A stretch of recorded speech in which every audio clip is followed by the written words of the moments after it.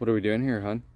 We're doing a tomato update on our tomato field, and we just want to talk about how growing on this trellis, this cattle panel that Jason installed, we had decided we were going to use clips like we had used last year. Last year we had a string system where we just clipped the tomato to the string, and we thought, well, we'll just clip them to this cattle panel.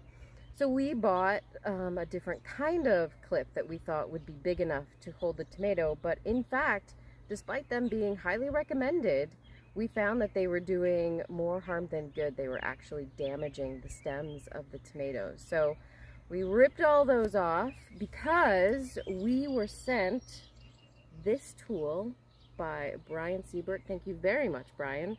Brian uses this tool because he has problems with arthritis in his hands, but it's a very gentle tool. They use it in nurseries for trees. So I'm just going to show you how it works really quick. You just close it and it pulls up the tape, and then you just extend it however far you need and it staples it shut, and now your tomato is secure.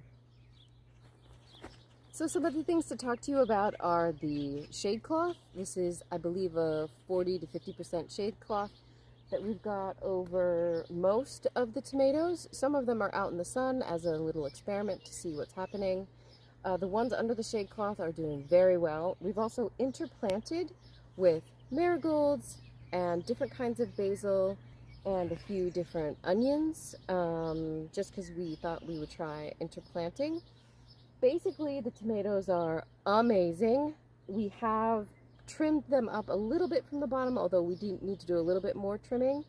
Most of them have 2 leaders now. I'm going to let 2 leaders go just to make sure that, nothing happens. And they seem to grow about 2 inches a day.